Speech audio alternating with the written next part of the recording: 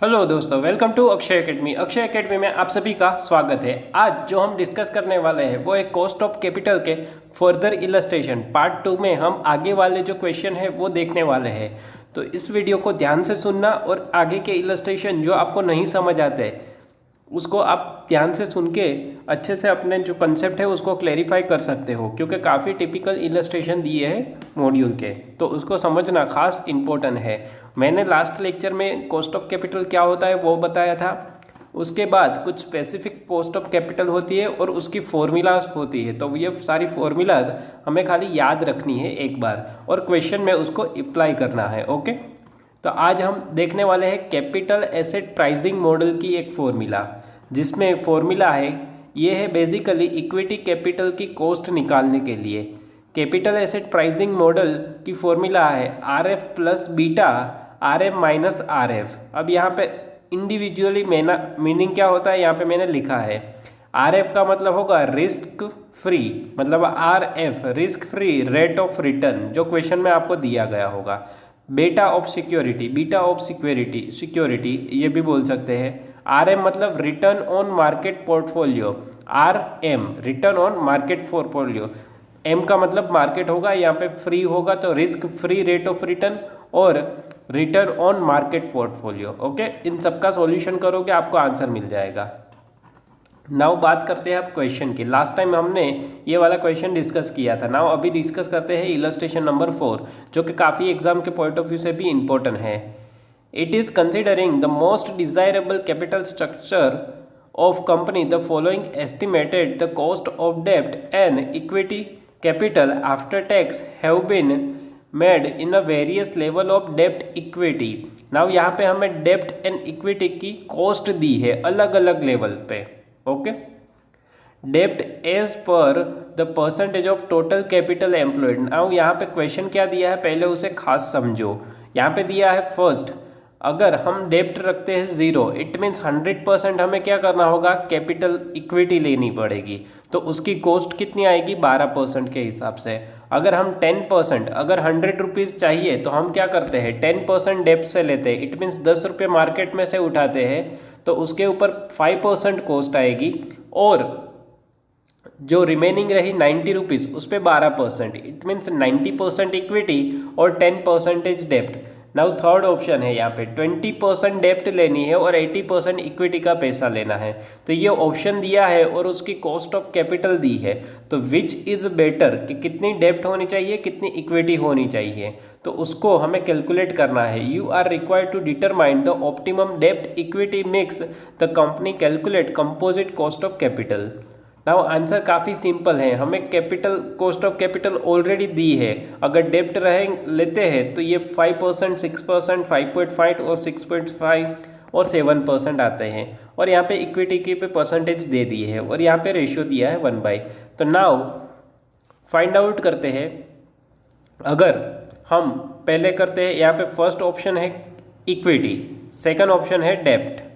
Now अगर हम 100%, यहाँ पे 1 लिखा है, 1 मीन्स 100% अगर हम डेप्ट लेते हैं, सॉरी इक्विटी लेते हैं, तो 100% इक्विटी की कॉस्ट कितनी है 12%। तो 1 इंटू 12% प्लस यहाँ पे डेप्ट कितनी हो जाएगी 0, तो यहाँ पे तो कुछ होगा नहीं सॉल्यूशन, तो यहाँ पे 12% आएगी हमारी overall cost of capital. It means पूरे साल में 12% हमें रिटर्न देना पड़ेगा। नेक्स्ट, अगर हम क्या करते हैं 10% डेप्ट लेते हैं और 90% इक्विटी लेते हैं, तो 90% अगर लेंगे तो 12% के हिसाब से 12 इंटू 0.9 और 0.1 इंटू 5 करो तो 11.30 आएगा। सेम वे यहाँ पे 80% इक्विटी होगा, 20% डेप्ट होगी। उसके बाद 70% इक्विटी, 30% डेप्ट, 60% इक्विटी, 40% डेप्ट, 50% 50% मीन्स डेप्ट भी 50 और इक्विटी भी 50, और यहाँ पे 40 और 60%। तो ये हमें क्या मिला, इंडिविजुअली हमें जो ऑप्शन दिया था उन लोगों ने, उस वाइज हमने क्या करी है, अपनी ओवरऑल कॉस्ट ऑफ कैपिटल निकाली है।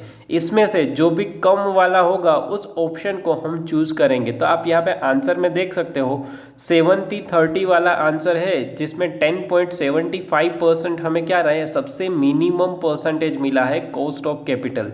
इट मीन्स अगर 70% इक्विटी रखें और 30% हम डेब्ट करें तो हमें कम इंटरेस्ट पे करना होगा, मतलब रिड्यूस हो जाएगा हमारा। नाउ यहाँ पे लिखा है the most desirable and optimum capital structure of a company is 70% equity and 30% डेब्ट। व्हाई? बिकॉज इंटरेस्ट कम पे करना पड़ेगा हमें, इसलिए। The overall cost is minimum, overall cost कितनी है, कम है। Now next illustration number 5, most important exam के पॉइंट ऑफ व्यू से। Determine the weighted average cost of capital, book value से और मार्केट वैल्यू मेथड से। नाउ ऑलमोस्ट सभी की दे दी है यहाँ पे cost. Debenture, preference share and equity share, उसकी मार्केट वैल्यू दी है हमें 110, 120 and 22। External finance opportunity are 100 पर डिबेंचर। नाउ यहाँ पे पहला है डिबेंचर के लिए, सेकंड पॉइंट है प्रेफरेंस शेयर के लिए और थर्ड है इक्विटी शेयर के लिए। तो पहले हम 1 बाई 1 एक एक की कॉस्ट ऑफ कैपिटल निकालेंगे। पहले देखो 100 पर debenture redeemable eight 10 year, it means formula कौन सी आएगी, एन वाली। इट मीन्स 1 ब्रैकेट में 1 minus T R V redeem value minus N V net sale proceed divide by number of year. Same way divide में करेंगे R V plus N S divide by 2, तो ये formula आएगी। सारा information यहाँ से उठा के हम यहाँ पे रख देंगे। कैसे, कितना आएगा, तो 10 ईयर, एन की जगह कितना आ जाएगा 10। 100 रुपीज़ पर डिबेंचर है, उसमें 4% फ्लोटेशन कॉस्ट है, तो now 100 minus 100 is the redeem value minus net sale proceed 4% flotation cost minus कर दो 100 में से 96 हो जाएगा। इंटरेस्ट कितना रहेगा, कूपन रेट या interest rate, both are same. 13% करो 100 का 13 रुपीज़ एंड टैक्स रेट दिया है यहाँ पे कॉर्पोरेट टैक्स 50%, तो 0.5। नाउ इसका सॉल्यूशन करो, आपको कॉस्ट ऑफ डेब्ट इट मीन्स डिबेंचर कितना मिलेगा 7.04।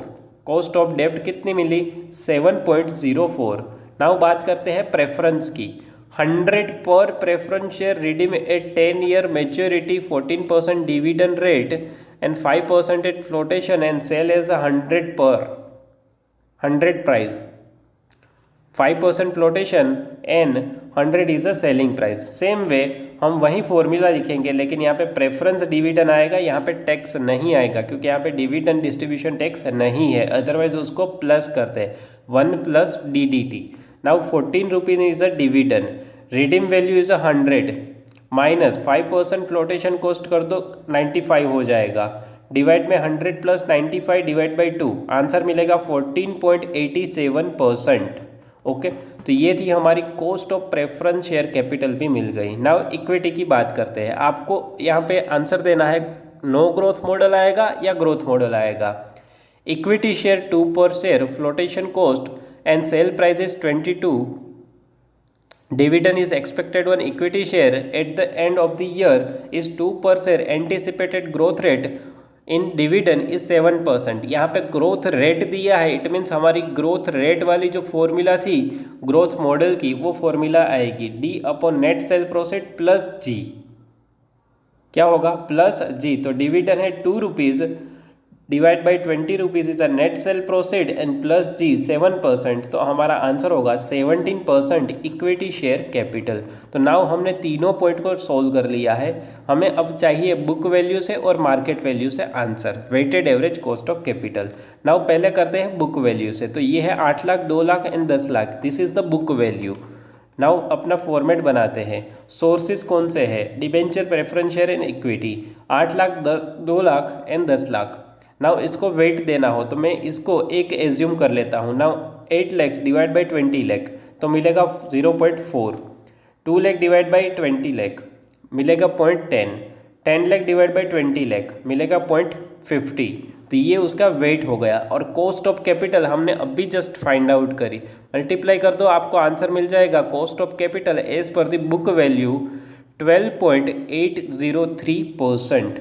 नाउ अब बोला है मार्केट वैल्यू पे, तो मार्केट वैल्यू का रेट हमें यहाँ पे दिया है 110, 120 एंड 22। तो नाउ पहले नंबर ऑफ शेयर यहाँ पे कितने होंगे 8000 इंटू 110, यहाँ पे कितने होंगे 2000 शेयर होंगे इंटू 120, और यहाँ पे कितने होंगे 1 लाख इंटू 22। तो हमें एस पर मार्केट वैल्यू से हमें क्या मिल जाएगी उसकी वैल्यू, टोटल होगा 33,20,000। डिवाइड बाई कर दो, अगेन आपको वेट मिलेगा, अगेन आपकी कॉस्ट ऑफ कैपिटल आपको ऑलरेडी मिल चुकी है, मल्टीप्लाई कर दो, आंसर रहेगा 14.209%। This is your answer as per market value and this is your answer as per book value. Okay, now आगे बढ़ते हैं।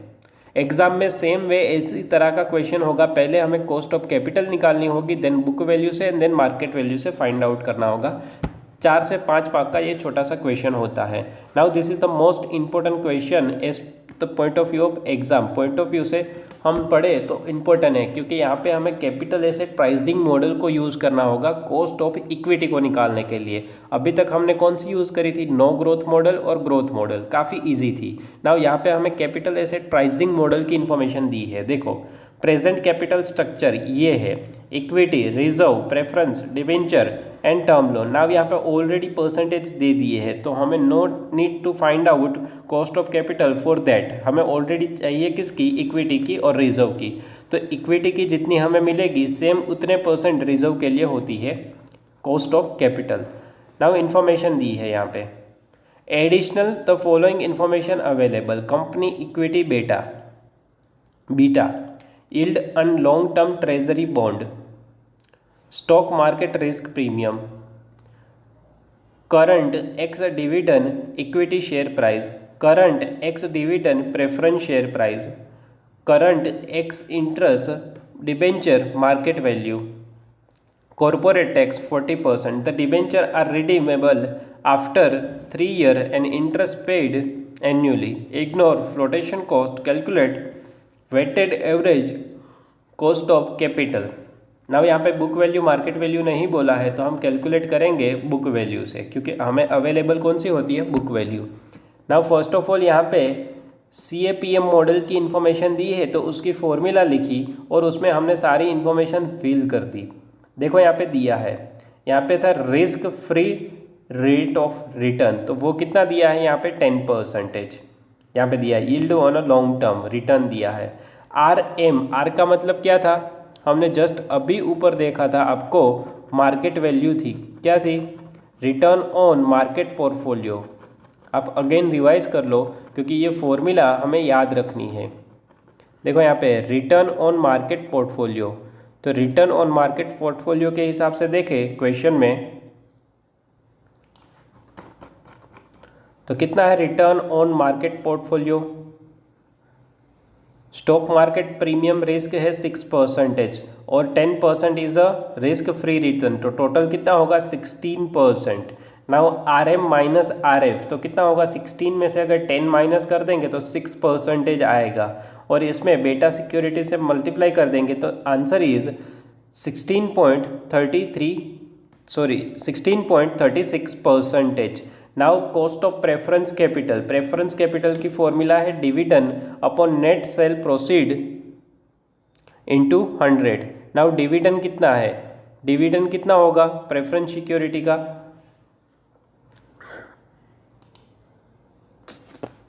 अरे एक मिनट,